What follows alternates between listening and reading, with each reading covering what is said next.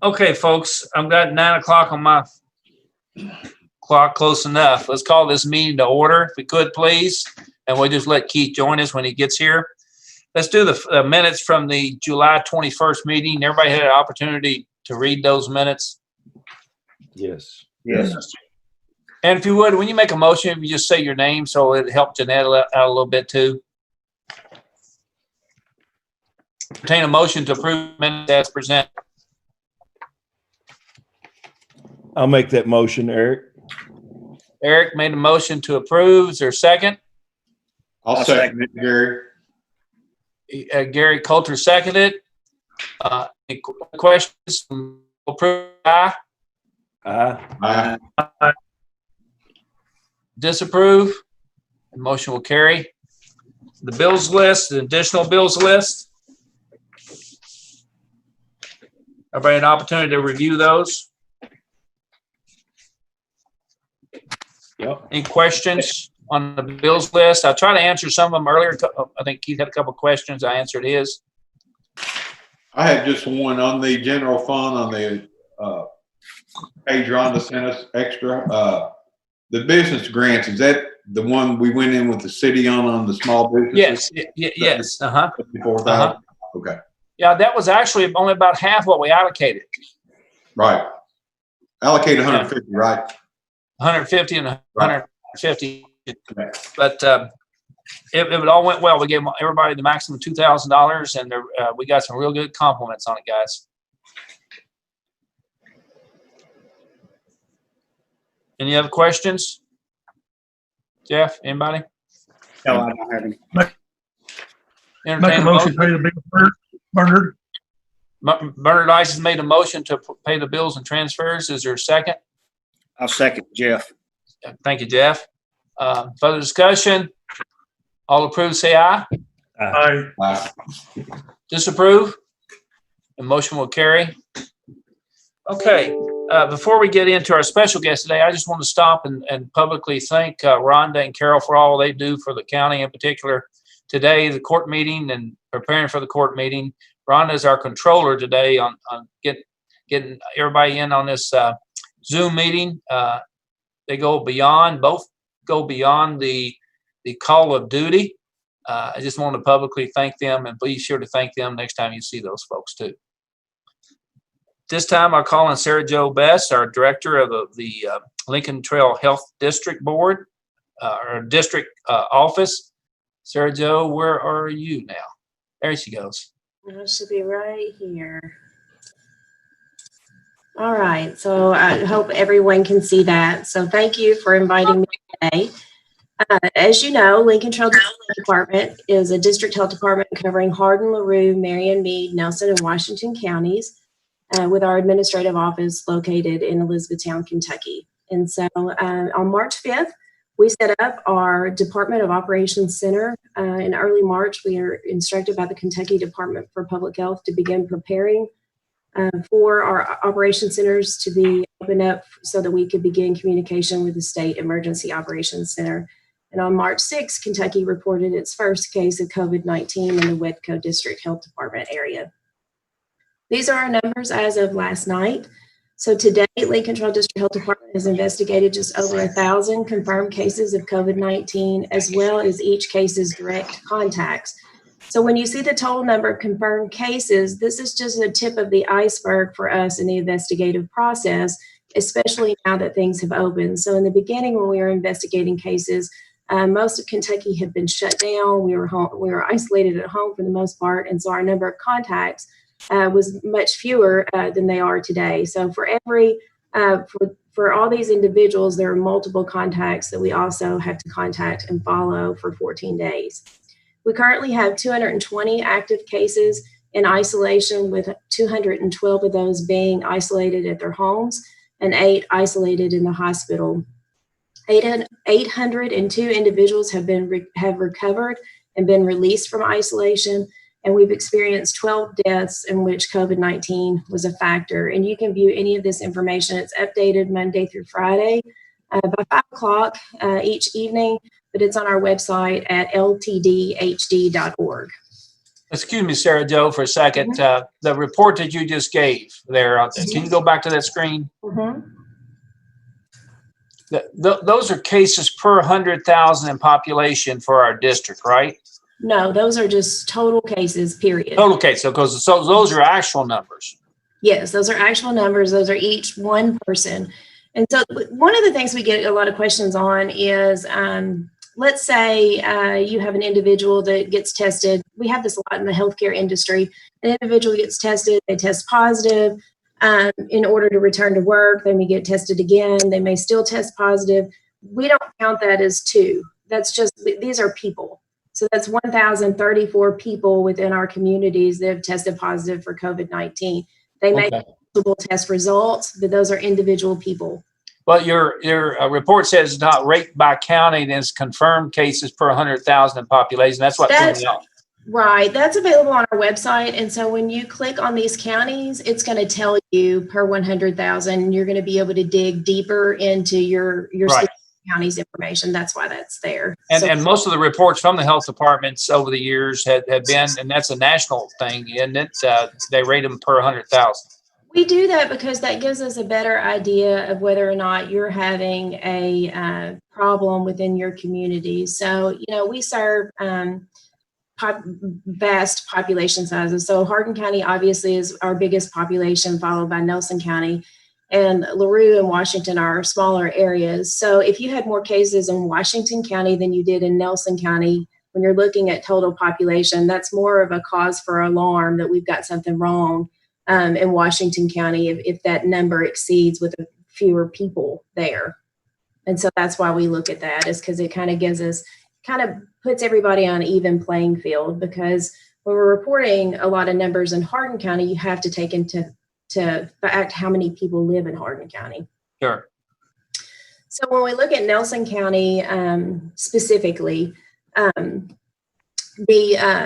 total number of cases that we've had in Nelson County have been 191 individuals. We currently have 36 active cases in Nelson County, and they are all home, isolated at home, which is a good thing. So they're not in the hospital. In Nelson County, if we look at your case rate, it's 399.12 per 100,000 population, which is one of the lowest in the district, actually. 80% of our cases have recovered, and we've only had a 1.1% case fatality rate, which is also good. So we have had a Can I interrupt a second? How are you? I know the state is having a difficult time calculating the recovered numbers. And I understand that that's probably hard to do. What metrics are you using to confirm that they are actually recovered? So what we do is the total number of confirmed cases here, minus the people that we know are actively have the infection.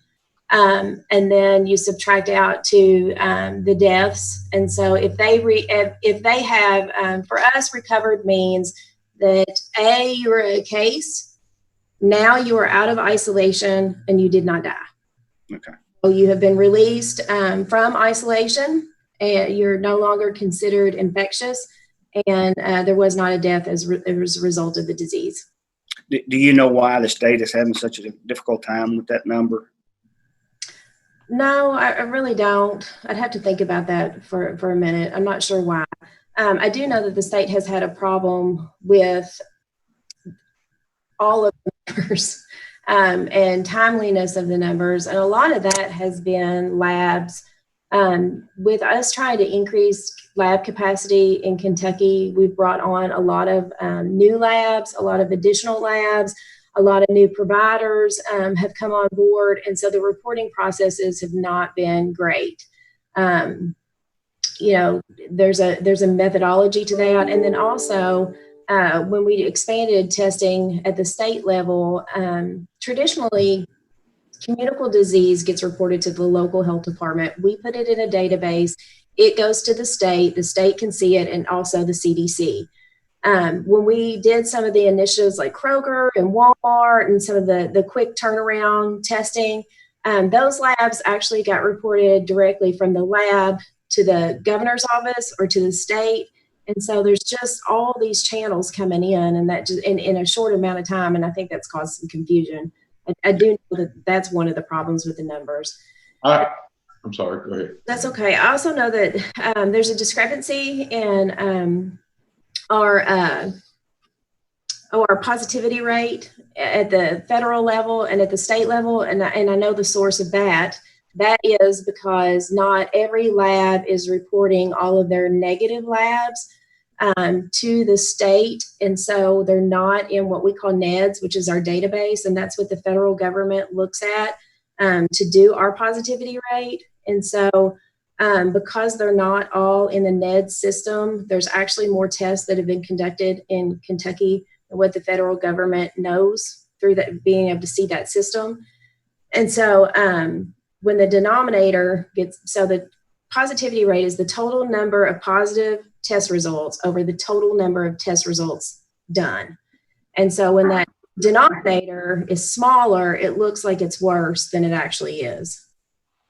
I have a question. Did you correct me if I'm wrong? You said our rate is 3.9% per 100,000, correct?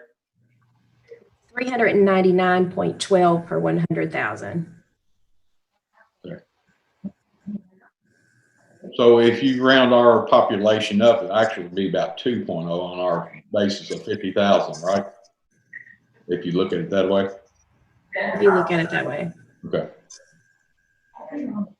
So since July, the state has seen a huge increase in the numbers, and that's why you've seen some of the measures that have gone into place reacting to that. In Nelson County, since July, we have seen a 121% increase in cases. And so the age range in cases in Nelson County is from 1 to 92 years, with our average age being around 44 years. And then I wanted to show you this. This is something that we look at each day. And so this is August the 1st. That's the most recent one I have. Kentucky Department for Public Health actually does this and sends this to us. But I thought it was interesting for you to see. So our whole area here that Lincoln Trail covers, we're in the yellow, which it means that we have community spread. And so according to this report, the growth rate in new cases overall in Kentucky has been slowing at least the past 2 weeks, even though we saw that initial increase. So that's good news. Our test positivity rate, again, we can only do that at the state level, continues to stay between 5 and 6%. So on 8/1, it was 5.22%. And the key indicator remains in yellow, which is moderate, which means that the case counts and deaths continue, and that those are two negative indicators. And so what I think is interesting about this that we try to communicate to our communities is that we do have community spread.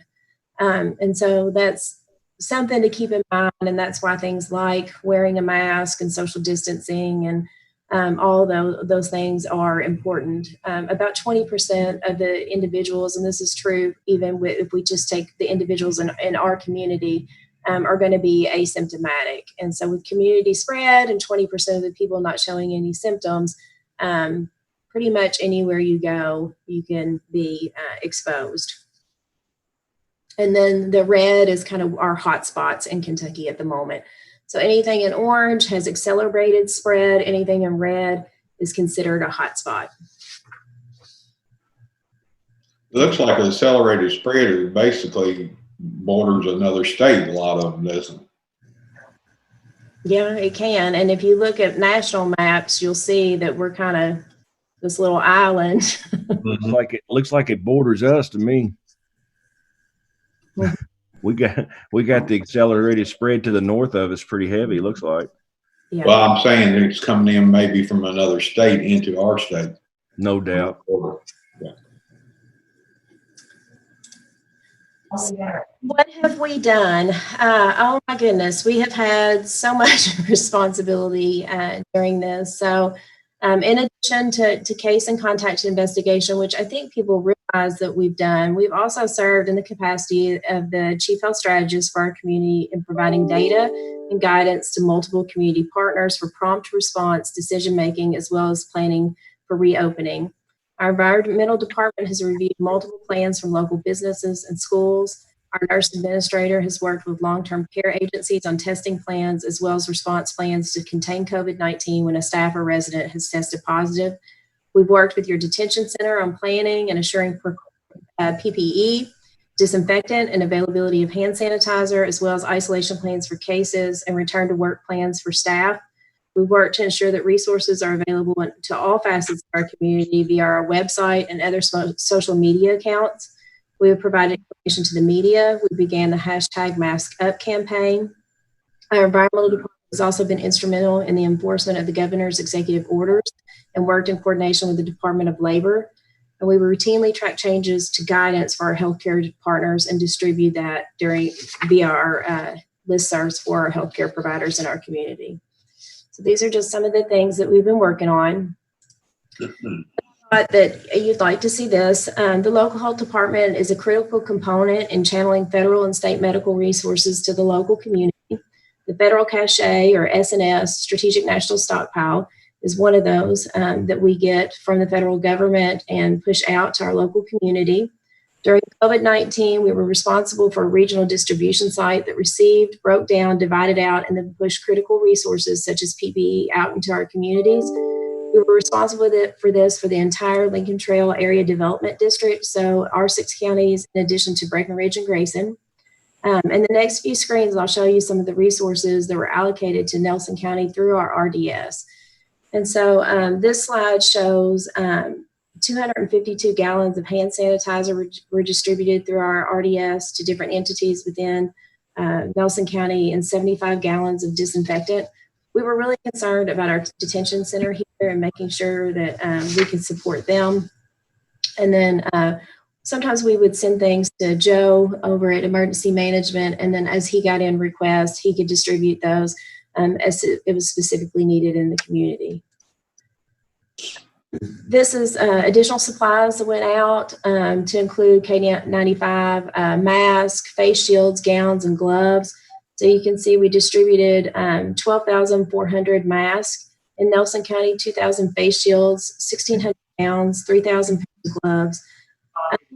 And this was an area that we were directed to ensure that our long-term care facilities had the proper PPE because we wanted to mitigate and prevent cases in our long-term care facilities. Each one of our long-term care facilities, we did work with them and the Department for Public Health, and there was an initiative to get all of their staff and all of their residents tested by July 31st, and all of them completed that. We felt very lucky during that process. We had a total of 5 positive staff within 2 separate facilities and 1 resident that tested positive. We had 1 positive staff person who tested positive, and currently there are no active cases within staff or residents. We did have 1 death in a resident in a long-term care facility in Nelson. When that gets in the nursing home, our nursing homes have done a really good job in communicating with us and working with us and having response plans for that, because if that gets in the nursing home and it spreads, it typically ends in a lot of fatality. So going to the next slide, these are some other resources that we pushed out in Nelson County specifically. So you can see things from thermometers to the coveralls, or like the tie-back suits. Those were used when gowns were in short supply. You can kind of tell by the quantity what was hard to get and what was more in supply. So our future activities, what are we up to in the future? We do have a regional preparation meeting for all public, private, and parochial schools across our 6-county region. That's Thursday at 10 o'clock. We've got lots of resources we're going to give them in order to prepare for reopening for school. We continue with long-term care meetings. We do those every single week on Wednesdays and with our long-term care to meet their needs and to distribute information to them and help them with any support they need. Now that the long-term care or the nursing homes have all been tested for staff and residents, assisted livings are now doing that as well. We've been providing support for them. The enforcement of the face covering executive order is something that we are also tasked with, again, with our partnership with the Department of Labor. We are going to convert to electronic contact tracing system. And so that's the product that was purchased with state funds for all local health departments. It's just been slow to work out some of the kinks to be able to report. And then we'll have better data to give you as far as the number of contacts in our community and the work that's been done there. We want to start doing weekly status reports for counties just for improved decision making. School systems, long-term cares, and others are looking to us as they make their plans and what needs to continue or what they may need to scale back. And so we feel like that's an important component. Fall flu immunization plan is something that we're going to be planning. We're going to have a huge initiative this fall to get as many people vaccinated for the flu vaccine. Everybody's thinking about the COVID-19 vaccine, which, is not available to us yet. But we've had flu seasons in which we've had short supply of ventilators. And so a flu season compounded with COVID-19 is definitely a potential for shortage of healthcare resources. And so we want to make sure that everyone gets a flu vaccine. So we'll be doing probably mass vaccination clinics, drive-through style, to prevent social gathering and the spread of disease. Another thing that happened because of COVID-19 is a lot of kiddos got behind on their childhood immunization schedules. And so there'll be a big initiative to get them caught up. And then when we do have vaccine available that we're estimating in the spring, we'll be tasked with getting those immunizations out into the community. We've also applied for a $150,000 grant, and we're awarded that to do point of contact testing to reach at-risk or underserved areas within our community. We do know that our minority populations are being affected. Our case rates are larger than even the population size in which they represent in our communities. And so we know that there's people that are going underserved. And so once we're able to get that equipment, we will be able to do mobile testing. And the other thing that does is, like in our harm reduction programs and homeless shelters and feeding distribution sites, individuals that you may test that you may not be able to get a hold of later to give them the results. Point of care testing is testing that we can do the test and we can give them the results within 15 minutes. So if we lose them later, it's harder to find 2 days later to give them the results. And then I was contacted yesterday by the Department for Public Health and local health departments being utilized potentially to do some of the testing like Kroger did. So there'll be additional information eventually on that. Oops. Okay. So I guess the other thing I want to say before I go is I want to give a huge thank you to Nelson County. You guys have been absolutely awesome to work with, and I want you to know that the health department appreciates the support that we get from you. This hasn't been easy, and we have had wonderful community partners in Nelson County, from our judge executive jumping in, the county attorney, Joe Pruitt. I talk to him every single day. But we've just had your sheriff, your detention center. You guys are phenomenal to work with and have been true public health champions and a great support to us. And I just want to say thank you for that. Thank you for being such a great community to work with. Thank you, Sarah Jo. And your girls, and man, mostly girls over here, guys, I can tell you. There's a few guys scattered. Can you get us back to regular screen then? Hey, Sarah Jo, how are you today? I'm good. That's Keith. There's Keith. He finally showed up. Welcome. Sarah Jo, I got a question. What if someone gets it? What should they do?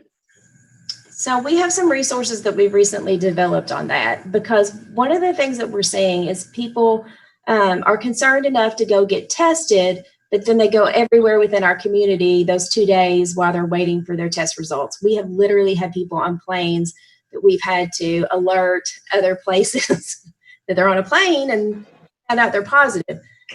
So the first thing is, if you're symptomatic, we would recommend that you get tested. And while you're waiting for your test results, isolate yourself. Assume you're positive until you know otherwise.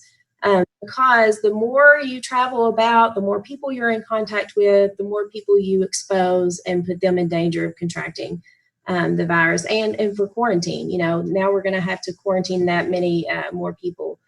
And of course, we know that you're positive, answer the call. The health department wants to be a resource to you. We want to help you out. We've gotten a lot of negative things on social media about that, but we don't just call to get your information and to isolate or quarantine you. We also check on you to see how you're doing. If there's anything that you need, we have the availability to provide support to you. So we've worked on everything from getting people kenneling to medicine to groceries, formula, whatever it is that they need to successfully do that. We've been able to also assist them. And then sometimes, they're asymptomatic or somebody in their household gets sick and they're afraid. And we've also been a point of contact for them to help walk them through what's next. Well, there's some people that don't want the world to know. So in that case, if they had to self-quarantine or do whatever they do, is there any medicine or do you take anything to help you out through that? Or? So not at this time. At this time, the medicine that you take to get you through this are things like fever reducers. If you have fevers, if you have muscle aches and pains, things like Tylenol and ibuprofen. It's not really any different than those common over-the-counter medicines. But people might, if you have to isolate and you didn't fill your blood pressure medicine, or you're a diabetic and you didn't get that medicine done, you didn't know you were going to be in isolation, that's more of the medicine that we make sure that you're able to still stay on. Well, thank you for all that you do. I know that y'all have probably had to do 3 times what you normally do. So thank you for doing it. Oh, yeah. Each year we pay our portion to the health department. It's good that you guys now, and you've done it. You guys have been real good about it, seeing what the importance of the health department is, and going forward, it becomes more and more important. And belonging to the district is very important because they've got the skills and knowledge and keep up with today's times where individual counties sometimes have a hard time doing that. But yeah, you're right. Anybody have any other questions or comments, even in the audience here for Sarah Jo? I got one for you, Sarah Jo. What would a person expect if they got? So you guys do the contact tracing. So what would a person how would you get in contact with me that I would know that it was you? Because most of the time, somebody calls your phone, you go, well, I don't know, is that a spam risk or you know what I mean? What should the public expect in terms of you guys contacting them? So we can't always do this because sometimes we have to work from home or on weekends and things like that, but we try to do most of our calls out of our administrative office in Elizabethtown. So that number should pop up, the 769-1601. But if you don't answer, what we typically do, we'll leave you a message and just say, hey, this is Sarah Jo from Lincoln Trail District Health Department. I'm trying to get in touch with you. If you would, please call me back at blank. And we give you our number. We'll wait a little while. The other thing that we've noticed that is pretty effective is text messaging. And so we might even send you a text and say, hey, this is Sarah Jo from the health department. If you don't mind, give me a call back. If you really have a hard time and we can't find you won't answer the phone, we can't find a phone number on you, we'll actually have an environmentalist put a door tag on your door. It doesn't say anything except please contact blah, blah, blah. So those are different ways that we try to reach you. Most people, we haven't had a huge issue with people calling us back. Most people will. A lot of people are afraid and want the guidance. If you're a contact of a case, so we have a case and we investigate and they say, I was around Eric 6 feet or less for 10 minutes or longer yesterday. We're going to call you and we're not going to say, let's say our case is Dean, right? We're not going to say, There you go. you were exposed to him. What we're going to say is we believe that you've been exposed to a confirmed case of COVID-19. Therefore, we're going to recommend quarantine for 14 days from the last day around this individual, and we'll have that information already. And then we're going to go through a series of questions, a health assessment. We're going to set up contact information, be able to contact back and forth, and we're going to ask you if there's anything you need to be able to do that.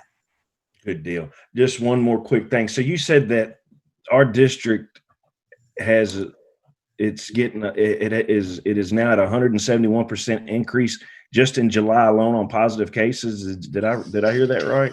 So that was Nelson County specifically, and that was 121% increase 121%. alone. The last time I looked at the district numbers, it was around 143% increase from July on. Okay. And then one quick thing, I'm going to leave you alone. I'm sorry, but man, I've talked to like 3 or 4 people within the past week that they just don't believe that this is a real thing.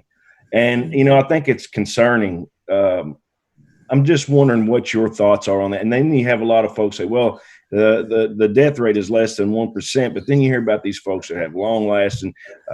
Even if they catch it and they recover, they're still going to be isolated from work. I mean, it's a big deal to just even catch it and perhaps have some health problems associated with it for who knows how long. But what do you say to folks that think that, that this is all going to go away in November?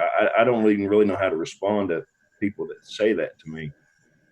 I guess I have a different view than that segment of our population because I'm working it each and every day. And so I get to see, so I was wearing a mask out in the community before everybody else. I had to see this stuff every day. And these were real human beings and real families that we were dealing with. And sometimes we were checking on people that yesterday they were fine and they were telling us what they had for lunch. And the next day they weren't answering the phones because they were now on a ventilator. So it was very real for us. And then sometimes we were talking to families because their loved one had now passed away.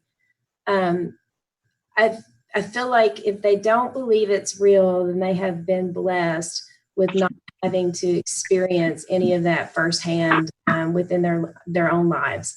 And so for that, I'm thankful for them. That they have not had to experience that. But it is really real. I mean, these are not normal. I mean, these are not numbers. These are human beings.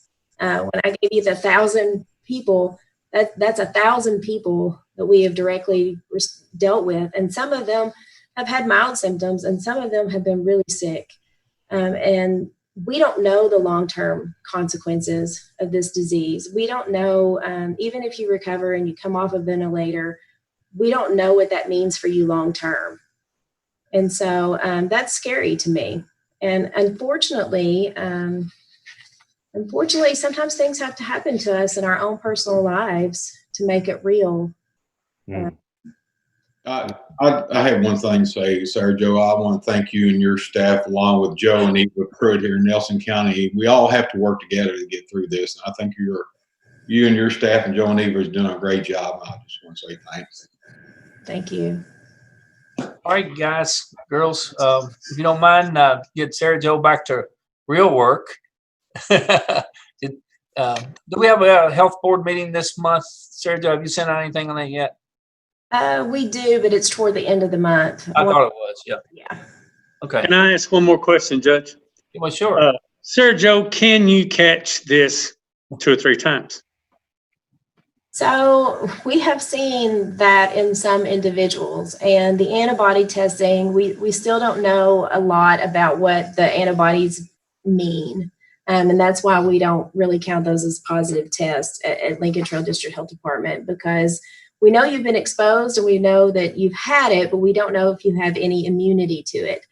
And so national studies are telling us that even when people have an immunity to it, it's not lasting very long. But we have had cases that have had positive results. We released them from isolation. They've had negative results, and later on they've tested positive. So I heard that. I just didn't know if it was out yet or not. Yeah. We've seen that. It's not the majority of people, but there are people that happens to. All righty, we're going to move on then, Sarah. Thank you. Thank you, Sarah Joe. Okay, Court, let's move on to the great report too, by the way. Move on to the next order of business would be, I'd like permission from the court to go ahead and advertise for a new animal control truck, pickup truck. Brad, I think that truck, since you guys kind of work on it occasionally, it's probably got a couple 100,000 miles on it or better. What are you laughing at, Brad? 375,000. Okay. So I need a motion from the court to advertise for that pickup, please. I'll make the motion. Motion by Keith, or second? I'll second the motion, Eric. Second by Eric. All approved, say aye. Aye. Disapprove? The motion will carry. Next order of business would be additional radio antennas for the law enforcement. We started about some time ago on and actually installed an antenna, Joe, at the New Haven site and one other site, I believe it was, right? Kaplan. Okay. So now you need about three other antennas at a cost of about $28,000 plus the license fees, whatever they may be. Is that right? Where's these going to go? Joe? We're asking permission from the city of Bardstown. I haven't got back from them yet, but we would add one site at Boston Water Tank, Rooster Run Fire Department on 245, and the Cox's Creek Fire Department on the old 31E loop. That's right. I couldn't remember that last one. So it's for 3 antennas, Joe? 28,000 for 3 antennas installed? 3 towers too. 3 towers too. Or Okay. 2 towers, I'm sorry. We don't need a lot of tires, so these don't have to be that high.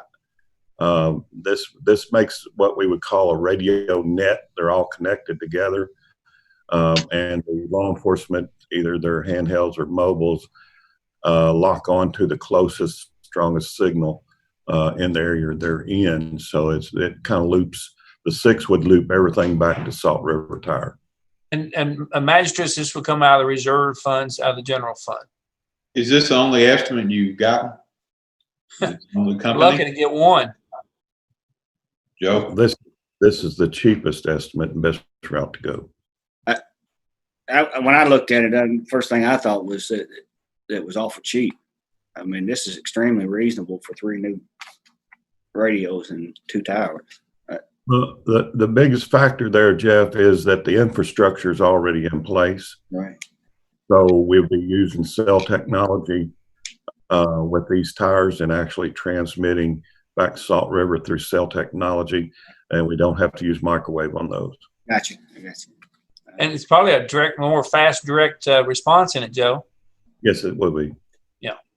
Hey, Joe, just to maybe educate me a little bit. I had talked to some folks about explain the reason for it. Maybe would help. That they're not exactly what. Is it sometimes law enforcement and our EMS is getting places where this is going to compensate for where there's places they're getting a lag or they're not getting a signal to. I mean, is that what this is about? This is strictly the law enforcement and particularly the sheriff's office. What we're trying to get them is better coverage on their handheld radios. From time to time, they get in situations where their handheld, being a 5-watt radio, will not reach the tower that they're trying to contact. And this will give them somewhere, we're shooting for about 80% coverage on their handhelds. Right now, we're probably somewhere in the 50% coverage. Their mobiles do an adequate job, and Raymond can help out on that. But this gives them more coverage on their handheld that they carry on their side. So if they're out away from the car, we're trying to get them better coverage that way. Makes sense. Thank you. You need a motion, Dean? I do need a motion to approve this company, Vincil Enterprises.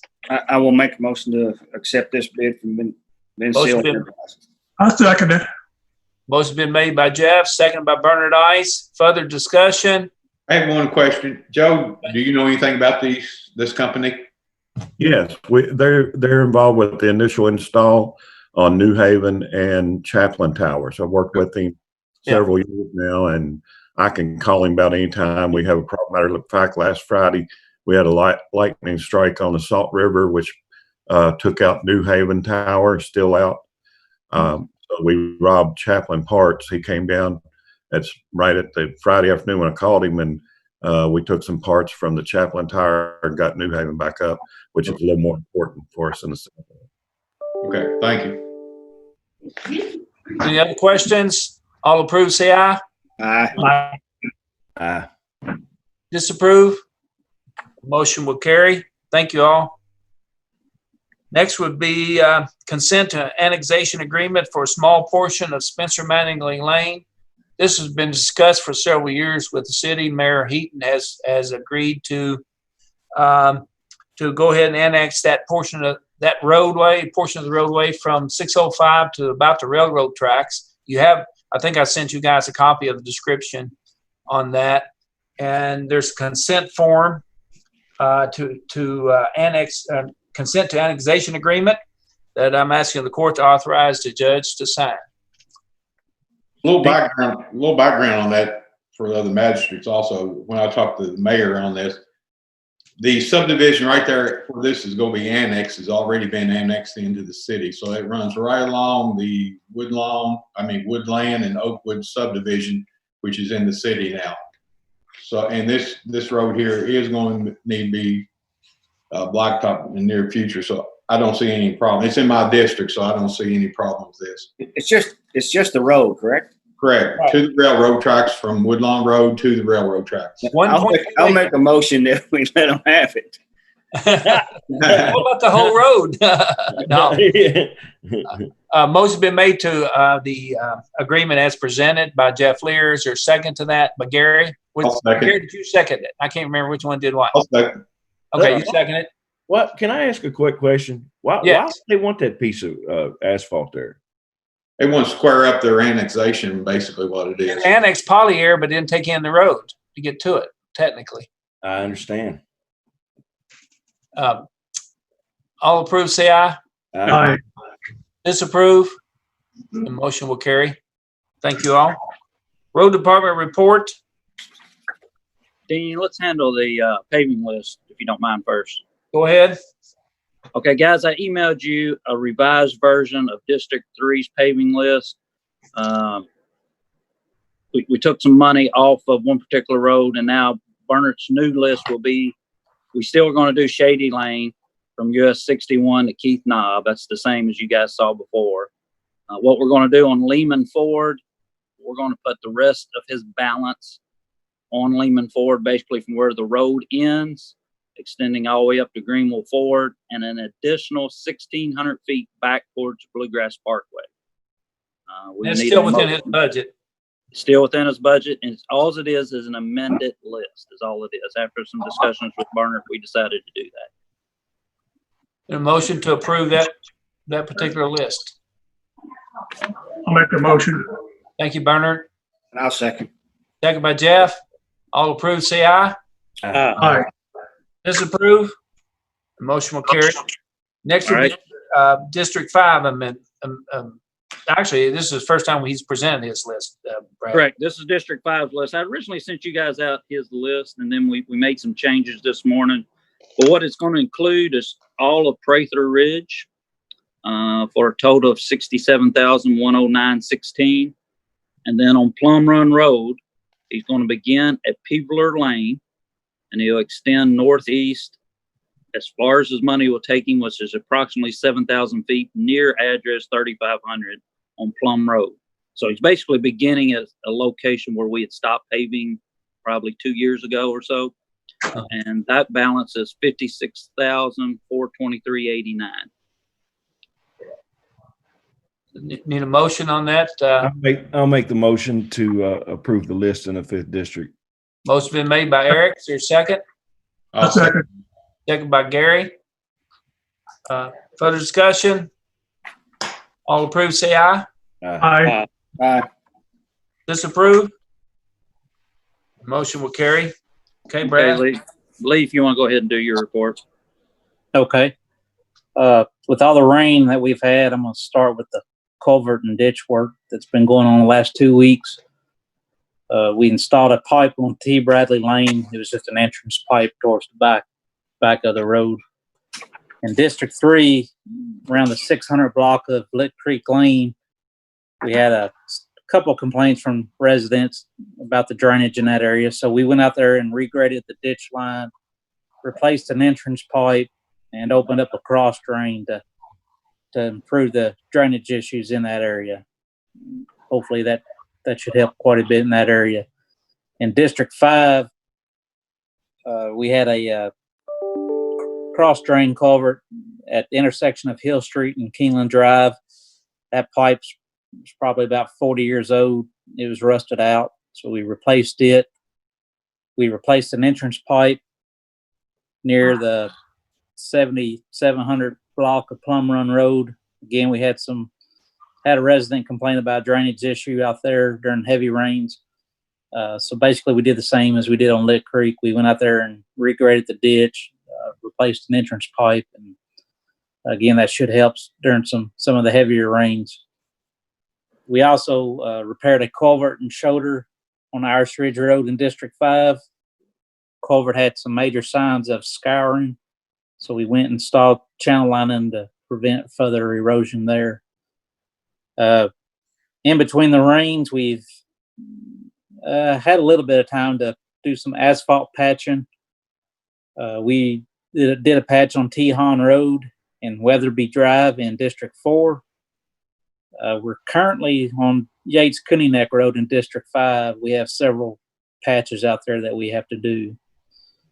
We also had during these heavy rains, Cornish Lane in District 5, it washed out towards the back of it, so we had to go up there and repair that road. And on our rainy days, we're still doing some tree limb and weed trimming.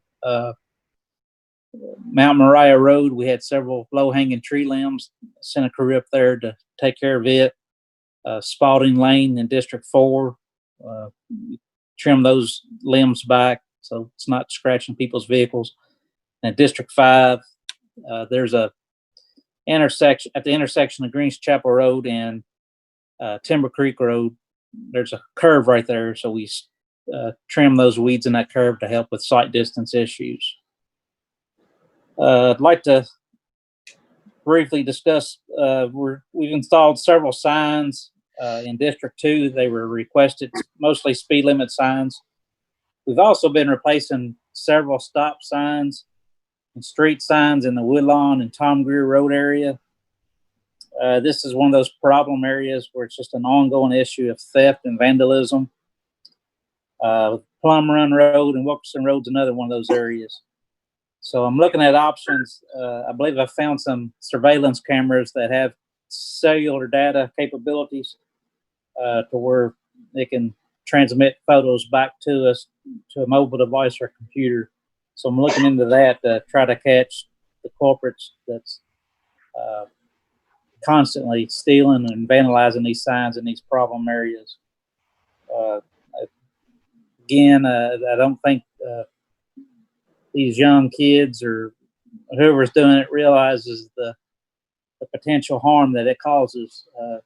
Stealing a street sign, it can slow an EMS or a fire department response. When seconds count, those signs, they do play an important role. Again, thinking about getting some surveillance cameras and seeing if we can catch these guys that are stealing these signs. Last mowing crew, it's currently in District 2 as well. That's all I have. That's a lot of report there, Lee. Hey, Lee, I got a busy. question. Yes, sir. Is there any new technology out to put some kind of different mechanism on them signs to keep them from stealing them? We can use the theft-resistant boats. Some of the problems we're running into is people are actually just ripping the signs off the post and everything else. So, And that's not an easy job either. Let me tell you, those signs are made out of something. yeah, they're motivated to get them. We've seen them take hatchets and cut the brackets off of the, actually chopped into the post and stuff. It goes in Get that cycles, done. guys. Well, I've been here 27 years, and it seems to go into cycles of problems. Right, Brad? What kind of a fine do they get for that if they get caught doing that? What's attached to that? Matthew's he done alerted him. Yeah. Look at him. Yeah, I'm on that one. It depends on what they charge them with, Eric, and the value of the sign itself. I mean, some of the big signs, it's Class A misdemeanor, punishable up to a year in jail, $500 fine. And if we ever catch them, we always make them pay restitution as well. But just catching them is the hard part. Good deal. Thank you. And it was in a different state, but some kid stole a stop sign and actually caused a fatality. And those kids were charged with manslaughter for stealing that stop sign. So I don't know if Raymond and I recovered some signs one night, didn't we, Raymond? Yes, sir. It's a common theme. People want to post them in their garage or their so-called man cave. And Keith's seen it firsthand. We'll sell them some of the old ones. Hey, Keith, you remember we got that guy on Blanton Ford Bridge? Those guys painting that thing, and they had to go back and repaint it all for us. And man, we did get those folks to admit that. Matthew remembers that.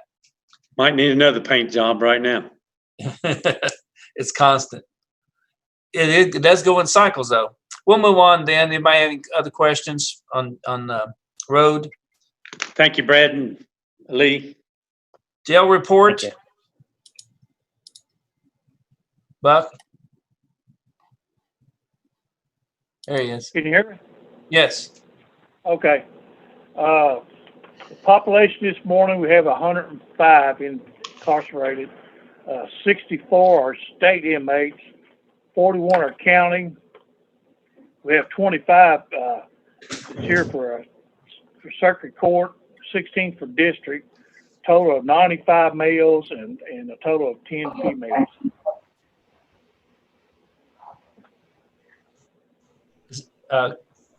That's about what it was last month, wasn't it, Buck?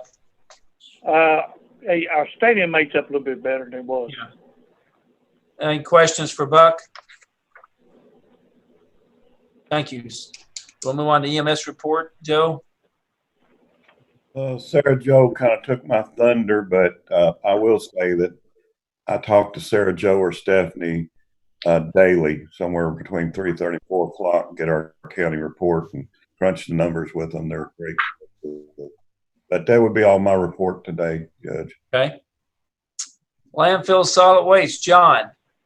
I sent an email first thing this morning. Sorry for the late response, but just now I got some prices. We've had some new customers requesting dumpsters at their houses, and we are running low on those.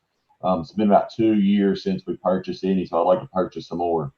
And the pricing actually was cheaper than it was 2 years ago. So I'd like to get approval on getting some more dumpsters. Now, these are the dumpsters, the rear load dumpsters that the garbage trucks themselves use. These are not the open tops. So we'll make sure we clarify on that. That stay on site, like at the restaurants, the businesses, the people's homes, stuff like that. Those are the ones that stay there year round. And the last ones we bought, or some of the last ones, we bought quite a few from the city at one time. Yes. It's been years ago since we got those, What are you probably. laughing at, Brad? That's been several years ago, Dean. Well, some more of those, some good prices. I've been trying to talk them into buying some more, but Brad got lucky. Brad bought them for scrap metal prices, and the prices I got are pretty good, but not scrap metal prices. Has it been that long, Brad? It's probably been at least 5 years ago. It was before John came. Honestly, in the city's defense, guys, what they had done was when they switched over to a front loader, they had so many rear load containers extra. They still run some of those. So we bought some of their extras off their stockpile. It was a really good deal. So on our budget, we have about $10,000 in the budget for solid waste equipment. We would take the rest out of the reserve funds within that category to fill that void there. So there's plenty of money there to do that. I make a motion. We purchase 16 dumpsters. Thank you. And motion's been made by Jeff Lear. Is there a second? I'll second it. Second by Keith Metcalf. Any further discussion? All approved, say aye. Aye. Disapprove? Motion will carry. Thank you. Anything else there, John? Just normal operation. It's been busy. And I guess we'll have one more court meeting between for the next holiday. You have a holiday coming up in September, I guess. Yes. Yeah. We'll discuss Have you got the new roll-offs in? Are they out? Yes, we got those in Monday morning, and we are sending those out today. Good. Good deal. Okay. No recreation point report at this time. Lee and Brad's kind of helped me coordinate things so far. We'll probably go ahead and start advertising for that position. Brad and Lee, we'll get our heads together this week. The only thing, Dean, I would note to the public and the court members, the KHSAA came out with some guidance, as well as I think the soccer submitted some stuff to the governor's office.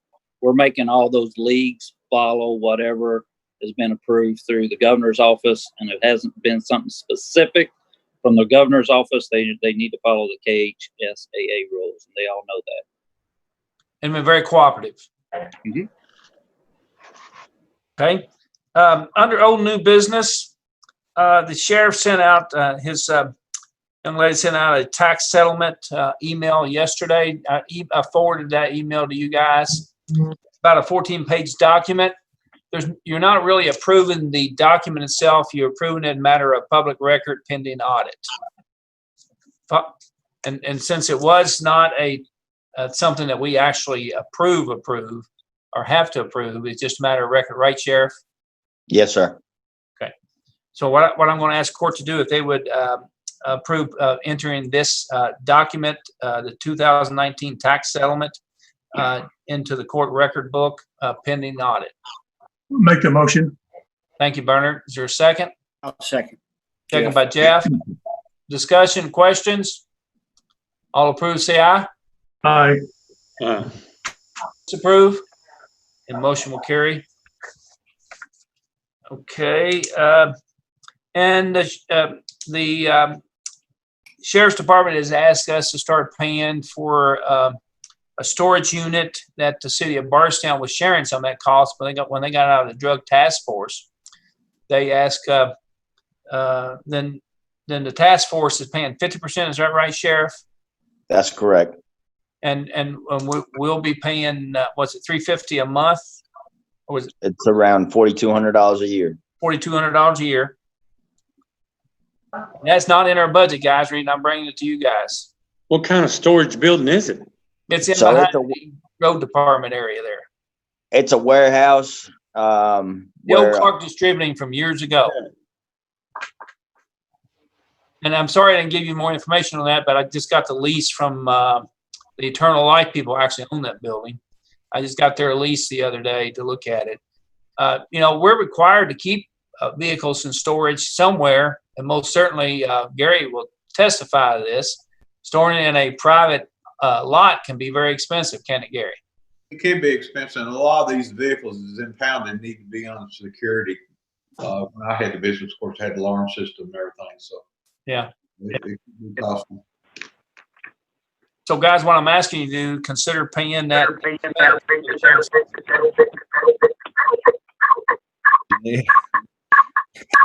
Phone. Jeanette, your phone. Jeanette?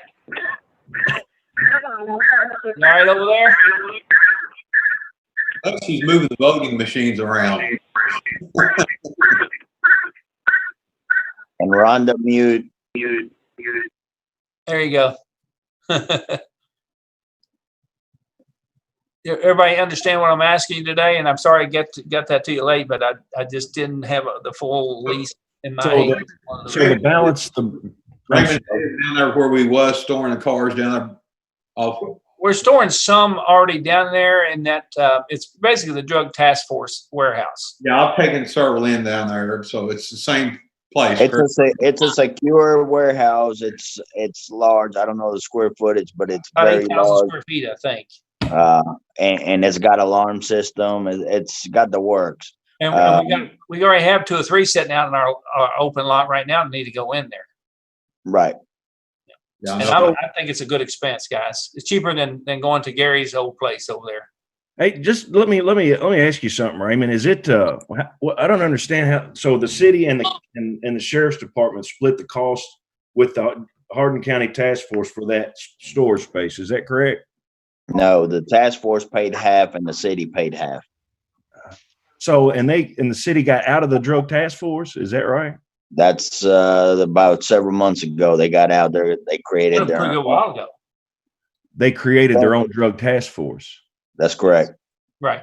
Huh. And they've got their own storage out here at the new fire department. They got buildings out there they're using. Yeah. That's kind of what you had talked about before, isn't it, Raymond? Is that what you were talking about before? I'm just trying to get educated. When I took office, they passed a new bill where the sheriffs could charge an impound lot, and Bullitt County was one. They got in some trouble because it wasn't in law yet, so they abolished it. And once it went into law, they went back into the business of impounding vehicles into a certain lot. This is totally different. This is a secure warehouse where evidence is stored. And for example, a vehicle that's involved in commission of a crime, i.e. a drive-by shooting or something like that to that nature, that is an individual is charged with attempted murder or murder, we would store those vehicles there in a secure location instead of paying the $30 or $40 a day on storage fees. So you do not charge any storage fees while they're in your possession?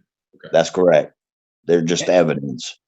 Well, can you start charging, Raymond? Under the new law, it's more like an impound lot. We could start charging, but at the same time, this is our evidence that we're storing in there. It's a case, an open investigation case, evidence. And some of these are 2 and 3 years sitting there too, aren't they, Raymond? Yes, sir.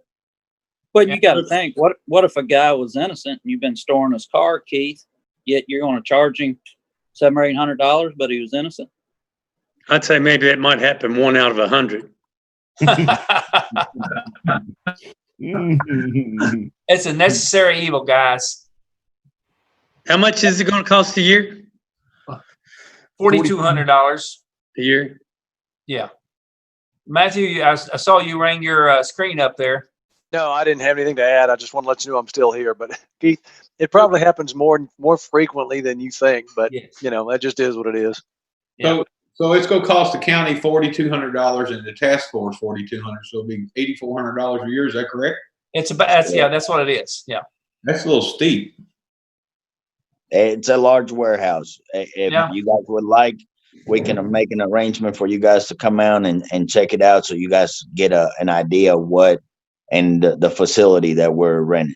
Oh, I've been in it several times, so I know exactly how big it is. It's 7,000 square feet. So let me tell you something, guys. If you haven't rented any property lately, commercial property of any kind, I know this is storage, but our part 4,200 and 8,400 a year is not an unreasonable amount of money for that includes utilities and so forth, doesn't it, Raymond? I believe so. Yeah, I believe the only thing no utilities in this lease that the task force sent to me. I believe that it's just the lease. I believe that the task force covers the alarm fee and those things. My question was, could we get any restitution from any of these, or get any forfeitures to help offset some of the costs? That'd be a question for Matthew. Or the judge, or the judges involved in the case. Right. Yeah. But let's just make an effort at it anyway. What about it, Matthew? Well, I think they hit it on the head. It's kind of a question for the judge that's going to be involved on each one. But, I haven't seen the lease. I'd be happy to take a look at the lease and see what you got there. See if there's any room to negotiate, so to speak. Raymond, you need an answer on this today? Soon as possible. Yeah, I believe they're gonna.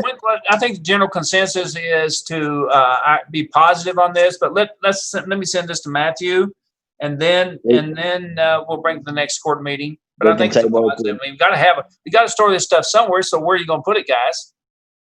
They will be moving to E-Town renting something smaller, and the majority of this is Nelson County, surrounding county area cases for task force or ours. Yeah, combination of both. Right. So would you say half the stuff stored down there is Nelson County people? Correct. The majority of it is Nelson County people. I would recommend the court to approve this, pending Matthew's review. Yeah, let's let Matthew look at it, and I'm okay with that. If I'm not mistaken, right now there's over 10 vehicles down there. And that's just vehicles. I'd like to make other properties. I'll make a motion to okay this rental property, lease property, whatever it is, per Matthew's okay after he looks at the contract. Authorize the judge to sign. I'll second it. All right, second by Keith. Further discussion? All approved, say aye. Aye. Disapprove? The motion will carry. I just wanted you, I'm sorry didn't get that to you sooner, but I didn't get the lease in time to really get it to Matthew and so forth. So my fault. No worries. Anything else, guys, on our old new business? Yes, sir. I would like to recognize Director Milt Spalding. Thursday will be his last day. Really? And I, as the sheriff, I really appreciate what Milt has done. Milt has worked hard to make dispatch a great place. Even though I don't know if he knew he was leaving, but he worked on a grant that it was over $156,000 to benefit the dispatch center for new consoles. So this is going to be instrumental on some of the things that he has done. And I wanted to recognize Milt for the hard work and dedication. I think he's already got off here. I don't see him on here right now. He's on the bottom. Okay. Yeah, thank you, Milt. I think I've calmed down quite a bit under his leadership. I remember one time that it was not, it's a lot calmer now, let's put it that way. Yeah. Almost every meeting we went to, Jeff, they wanted something, didn't they? New chairs, new this, new that, every meeting. So thank you too, Milt. I think you've done an outstanding job. Thank you, Keith. And just be aware, I am leaving a list for the next director of things to come at you with. So we'll still be asking for stuff. No worries. He wants to leave as a good guy, right? Good luck. Okay. Anything else, guys? Motion to adjourn. I'll make a motion to adjourn. And I'll Eric second. made a motion to adjourn. Is there a second to that? I'll second. Second by Jeff. All approved, say aye. Aye. Disapprove? Motion will carry. Thank you, fellas. Thanks. Thank you. Thanks, Steve. See you all later. See you later.